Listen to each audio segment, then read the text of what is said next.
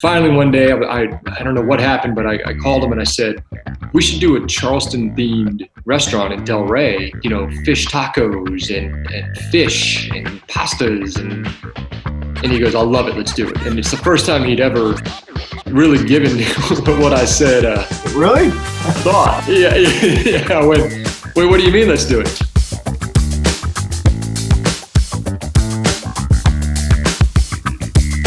Jeremy, Barber, good to see you. Why would you do restaurants? I mean, is this a passion of yours? I'll start with saying that yes, it's an absolute passion. Been in since I was 15.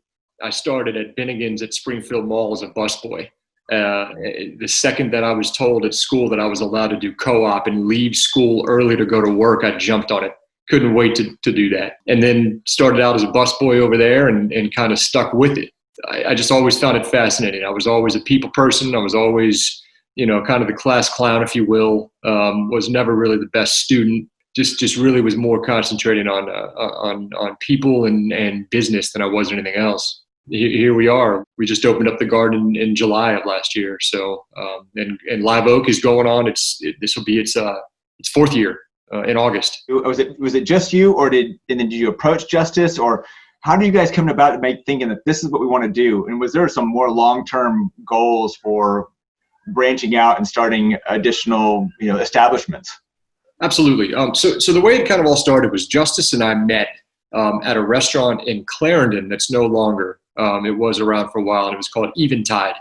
And we opened the place. He was the opening chef de cuisine, and I was a bartender. Over the first year of business, I ended up getting promoted to assistant general manager, and then got promoted to general manager. And during that time, Justus and I developed a rapport, but he developed another rapport with my sister-in-law, and they ended up hitting it off and getting married. And then he left Eventide and he went and worked for Fabio Trabocchi, who owns multiple restaurants, but he went to Fiola and was the executive chef of Fiola for a few years down in DC. And then Eventide closed, and I helped a gentleman open a place in Roslyn. And while I was opening that with him, I realized that I wanted to do my own. I didn't want to open something for somebody else.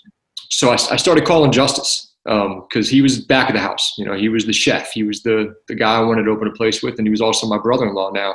Yeah. And I kept calling him with ideas, and he, yeah, no, that's good, thanks, man. I'll call you later. I'm at work. 80 hours a week. Finally, one day, I don't know what happened, but I called him and I said, we should do a Charleston-themed restaurant in Del Rey.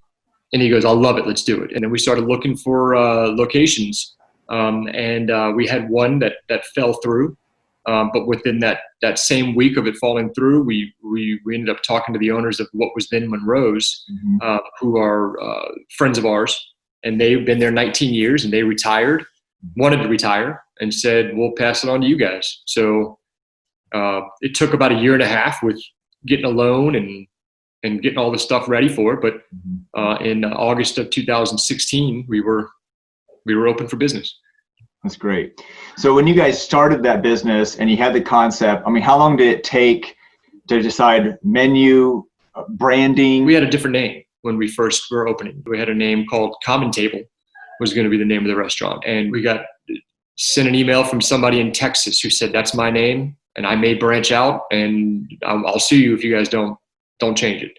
We had a list, this long, of names. So we kind of said, okay, what was our second favorite? And we were really happy with Live Oak.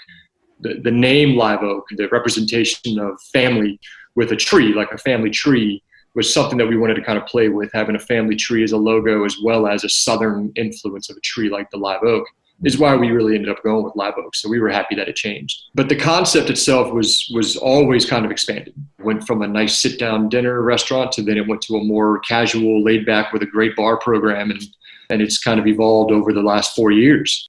I think the one thing and the one reason that we chose Del Rey is because it has that kind of down-home Southern feel of a small town in this big area of the DC area. What we're learning is that we have to adapt with what the people are looking for and what they want, and kind of evolve with the neighborhood as we move forward. We do, absolutely. We work with as many local purveyors as we can. we try to use local farms. I think this day and age, if you're not doing farm to table, you're doing something wrong, because there's just there's such good product out there, and people are educated now and know when they can taste farm fresh eggs rather than just a store bought. And it's remarkable. We do. So for Live Oak, we're closed on Mondays for now. And then we're open Tuesday through Sunday for dinner.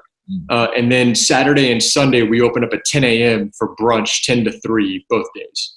We don't plan on changing anything on the brunch menu anytime soon. If you haven't tried it yet, absolutely. Our brunch is killer. So I know you have another establishment, The Garden. It has some really cool local vibe to it. But when did this come up? Was this another phone call to Justus when you guys are working both 80 hours a week? What happened here? I mean, you talking to him while he's doing anything in the back? Say, hey, we need to do this? I mean, how did this happen? We definitely always wanted to do multiple. We didn't know how fast that was actually going to happen. And we ended up, opening up Charlie's. And simultaneously with Charlie's, we were approached by the place next door, which was a garden center that was moving out. And the owner of that said, look, we'd love to have something in here if you want the outdoor space. And we jumped on it. We had no business jumping on it. I mean, we had no business trying to open 3 restaurants in 3 years. You can read any book out there and it tells you that's the worst idea you could do. And that being said, I mean, Charlie's is now closed, which is sad, but things happen and you learn a lot from running businesses like that. But the garden was separate and it was a separate entity, and we have that up and running. And it wasn't Justus and I becoming all of a sudden geniuses. I mean, we looked at the space and everybody that walked by and went, that's got to be a beer garden, right? And we said, yeah, that's exactly what it's going to be. It's going to be a beer garden because it's an outdoor space. Now, that being said, it wasn't easy to get.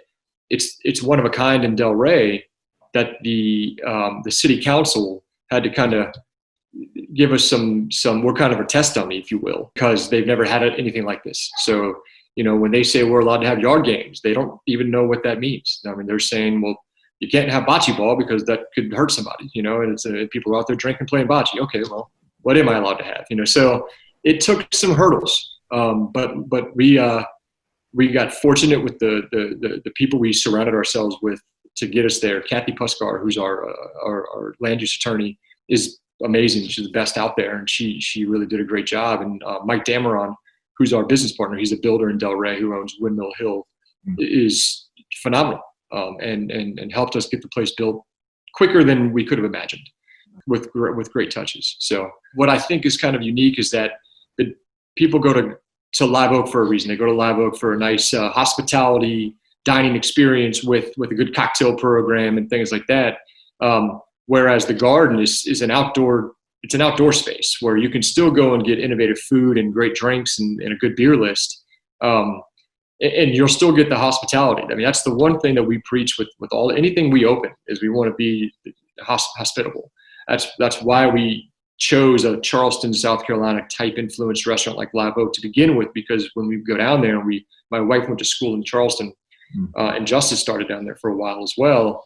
We just noticed that there was a lack of hospitality in this industry in our area. What we have seen at the garden, which is something that we hadn't seen at Live Oak, is that it became more of a destination. We had people coming from other areas to go to the garden for a night out. Whereas Live Oak, you may get some people from Old Town or, coming in for dinners with people or things like that. The garden, you get younger crowd that are coming from all over. I didn't know this until we actually had our event there, but you guys are dog friendly at the garden too. I had no idea.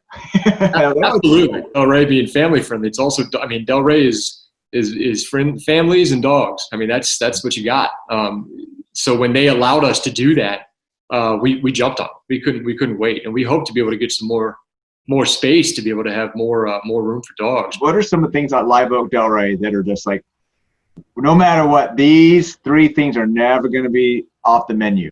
I would say, I mean, you can count on the shrimp and grits being on the menu pretty much all the time. That's been a staple, and it's one of those dishes that I love and I hate. And I'll say that because it's one of my favorite dishes we have, because I love shrimp and grits.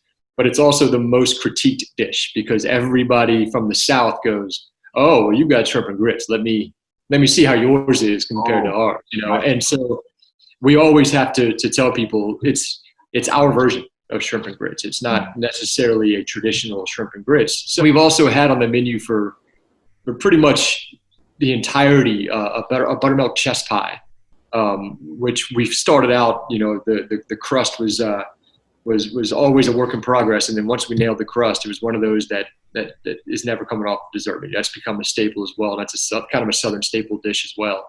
Smoked meats, which is something that Justus has really, really mastered over the last couple of years. But we went and bought a big outdoor tow behind smoker that we have in our parking lot, and it's kind of a neighborhood talk. People come over, and we've done whole pigs overnight, and people have come up and hung out with us while we've done them. And but on the menu right now, we've got some smoked wings and some smoked brisket and some smoked ribs that are just fall off the bone to die for. So, Jeremy, I know you're busy, man. Appreciate you coming on with us here and just talking about your business and the passion behind it for you and Justus over there at Live Oak Del Rey and the Garden. I can't wait to be able to get back over there. Can't wait to have you.